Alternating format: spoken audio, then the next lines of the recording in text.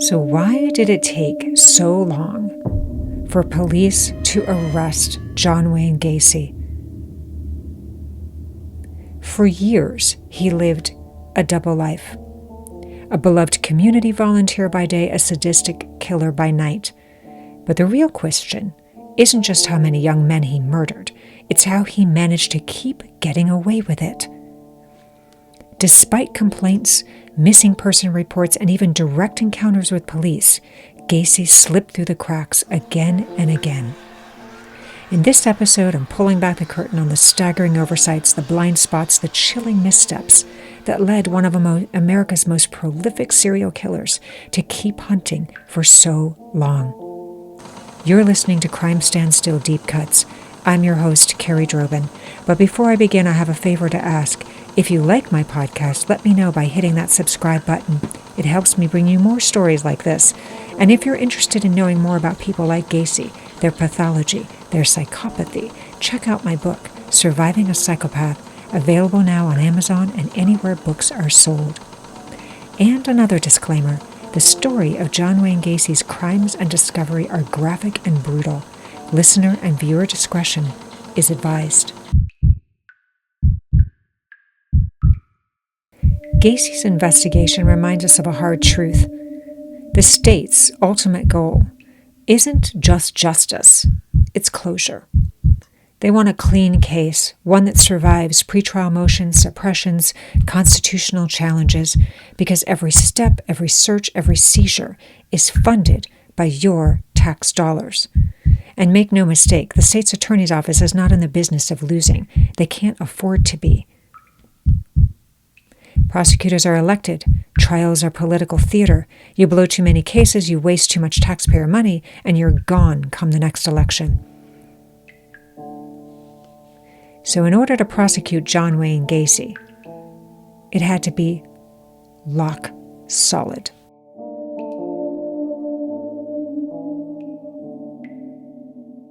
Here's an important fact. Police do not make the charging decisions. It's the state's attorney's office. The cops gather the evidence, they track Gacy's movements, they report to their superiors, but the final call, that life or death call, comes from the prosecutors overseeing the investigation. So why not arrest Gacy sooner? Why wait? The answer may lie in a single piece of evidence. On December 13, 1978, investigators executed a search warrant at Gacy's home, suspecting his involvement in the disappearance of 15-year-old Robert Piest.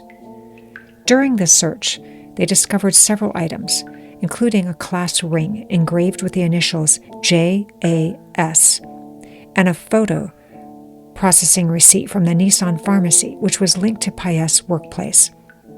These items were crucial in establishing a connection between Gacy and Piest. However, the legality of the search was later questioned. The initial warrant was based on information obtained from a conversation between Gacy and a police officer, which some argued was obtained without proper legal procedures. This raised concerns about whether the evidence found during that search could be used in court. If that ring was ruled inadmissible as, quote, fruit of the poisonous tree, it would make everything that was discovered after inadmissible. That ring was the thread holding the entire case together. And so investigators held back, building carefully, methodically, knowing one wrong step could unravel it all. Spoiler alert, that ring was ultimately deemed admissible, but they didn't know that at the time. But you can see their dilemma. If the search warrant was thrown out, then they would have nothing that would take them into Gacy's crawl space, and therefore no bodies, no evidence, nothing. So meanwhile, Gacy worked his own strategy. He used friends as a smokescreen, trying to muddy police surveillance and buy himself time. Men like Hefner, Richard Rhodes, and Raphael, business partners who swore he was a model citizen, a man who threw the biggest July 4th parties in town, the kind that drew Chicago's political elite.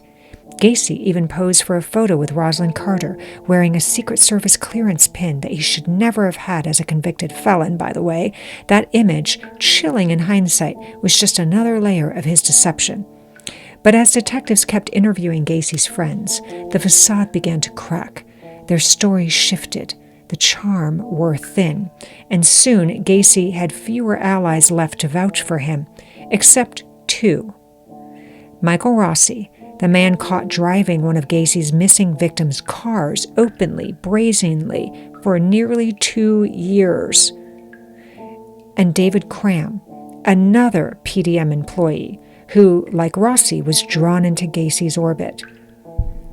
So by mid-December 1978, investigators realized that these two men were more than just employees. Their loyalty, their silence, their proximity to Gacy's crawl space made them central to the story that was still unfolding.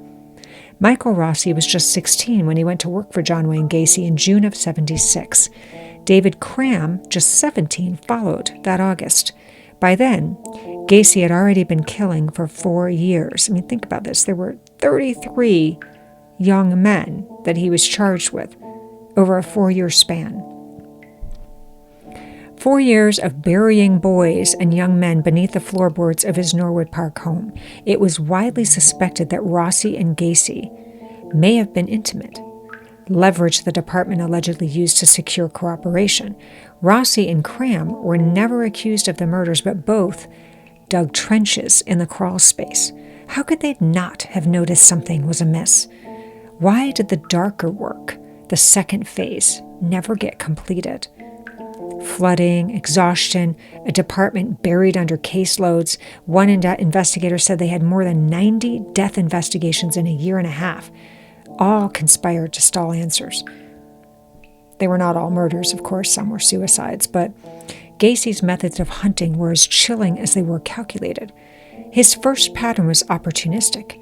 He preyed on those who had slipped through the cracks, runaways, young men estranged from their families, so if they disappeared, no one would sound the alarm, at least not quickly. His second method was more brazen, where he lured boys with the promise of good wages at his company, PDM. Once hired, the quote-unquote job interview became a trap, and Gacy cornered them, made advances, and often their reaction decided whether they lived or died. Somehow, against all odds, Rossi and Cram survived. They lived inside the monster's house of horrors through his busiest years of killing. Really hard to imagine. So that fact alone raises chilling questions. What did they know? How did they escape Gacy's fate? December 17, 1978, Lieutenant Kozenzak sends Detective Tovar to follow a lead from Gacy's ex-wife, Carol. So if you've been listening to my other episodes on Gacy, you've done the math. Incredibly, Gacy found 2 women to marry and divorce him. So Carol mentions a boy, maybe missing, who once worked for PDM back in '75. His name, John Butkovich. Tovar starts the search the old-fashioned way. A phone book, cold calls. At 10:15 in the morning, he reaches out to the Chicago Missing Persons Bureau. Officer Frazier picks up. No computers, no databases. This is 1978, so Frazier digs through a filing cabinet. And at first, he finds nothing. Negative result. The case is closed. But an hour later, Frazier calls back. He's looked again. This time, he finds a match. John Butkovich, 18, last seen July 21st, 1975, missing for 3 years. His car, a '69 Dodge, is found abandoned a block from the apartment that he never moved into. His wallet and jacket left inside. The case file reads like a graveyard of missed opportunities. A collect call allegedly from Puerto Rico, claiming John was alive. A trace that went nowhere. Friends who suddenly stopped visiting his family as if they'd vanished with him. And one detail buried in the report, John had worked for PDM. In his wallet was a business card from PDM. John Wayne Gacy's name was printed on it. This was missed, you guys, for years. By December 16th and 17th, Tovar had already linked Gacy to 2 missing young men. Meanwhile, Chicago police had sat on Butkovich's case for years, dismissing leads, shrugging off red flags. It wasn't incompetence, it was indifference. And while the file gathered dust, Gacy kept killing. By now, You all should be enraged. But in Gacy's crawl space, they weren't names, they were numbers, buried under 5 feet of soil, each one silenced, each one an echo trapped in the darkness. Investigators later said the ground was so saturated with human remains that when they dug, bones from one victim would surface in the dirt of another.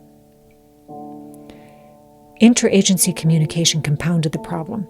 The FBI would later assist, but in the critical early years, before the full scope of Gacy's crimes was understood, local, county, and federal records didn't flow easily. Tips and odd coincidences and cross-jurisdictional leads were not rooted or synthesized the way they would be today.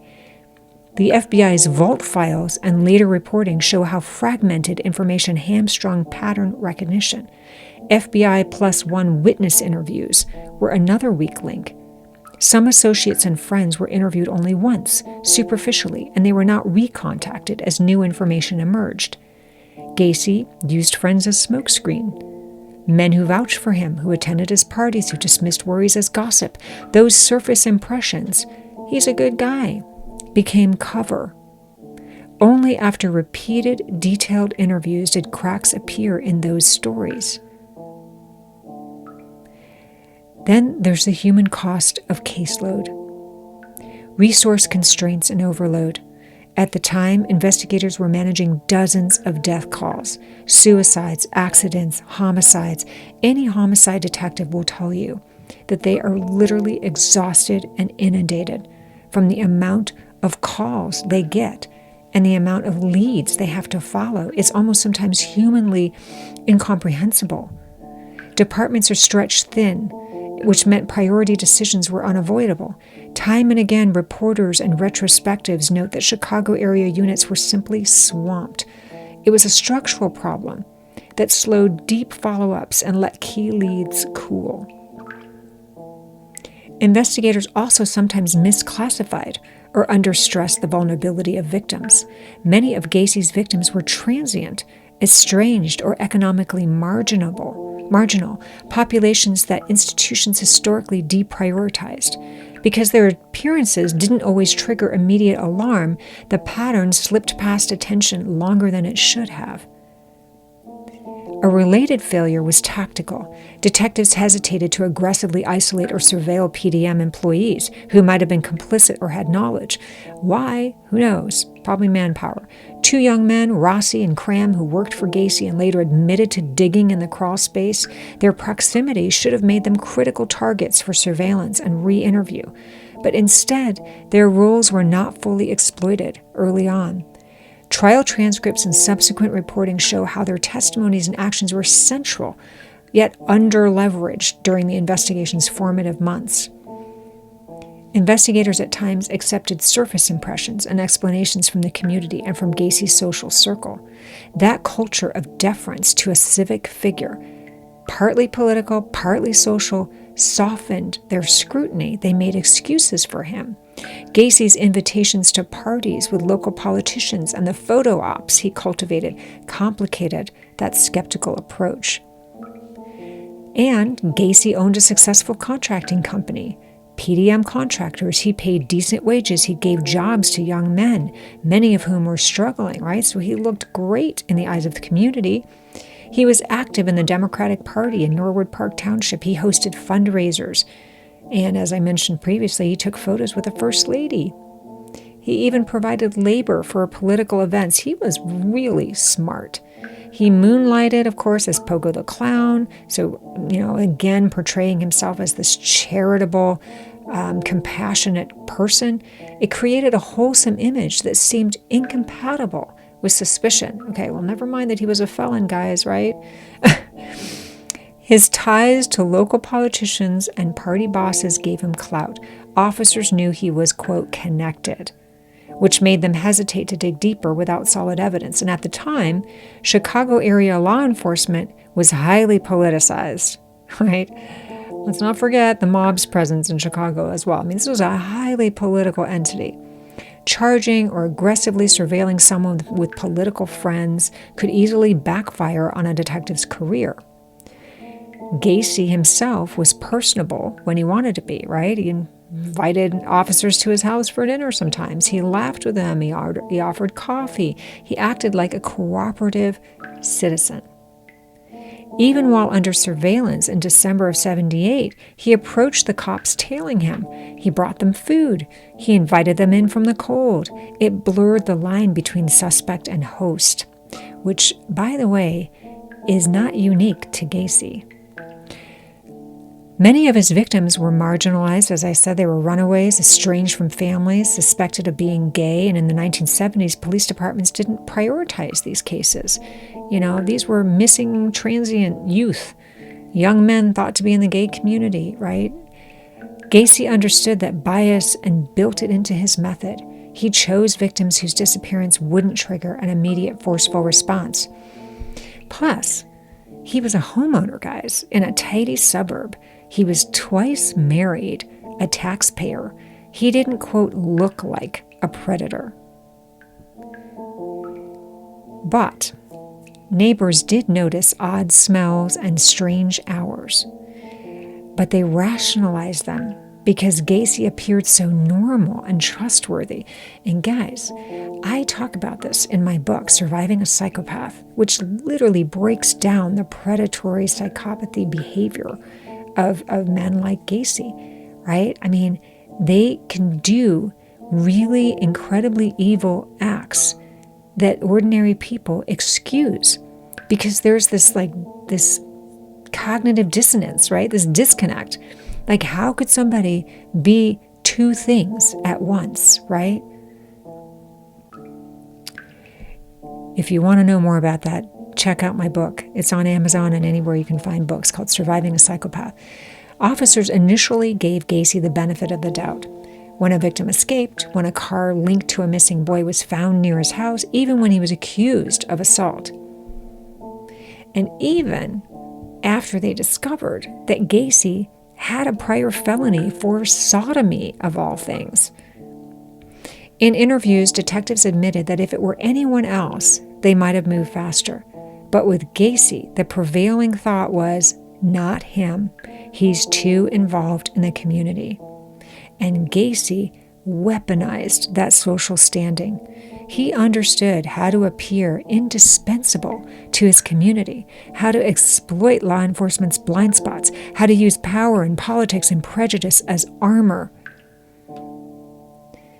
Finally, prosecutorial politics pressured decision-making. Prosecutors answerable to voters and budgets, they wanted cases that were going to survive that pretrial attack. They didn't want something to be thrown out based on a faulty warrant or circumstantial evidence. So that caution had a paradoxical effect. So in building an airtight case that could survive trial, they sometimes gave time for other evidence to dissipate. So taken together, these errors were less a single catastrophic mistake than a cascade. Missing person files that never spoke to each other, charm that bought delay, resource limits, misprioritized victims, timid or incomplete interviews, legal caution that slowed action. Each misstep alone might have been survivable, but stacked together, they created the space that a determined predator needed to keep killing. The archive of reporting, trial transcripts, FBI documents, retrospective investigations, they all point to the same moral. Monsters flourish easiest where systems fail quietly, day by bureaucratic day. That's it for today's deep dive, folks, into John Wayne Gacy, one of America's most notorious serial killers, and the shocking oversights that let him evade capture for years. If you want more chilling true crime stories like this, don't forget to subscribe, leave a review, and hit that notification bell so you never miss an episode. And for exclusive content behind the screams and bonus material, please sign up for my newsletter. Stay curious, stay safe, and stay tuned.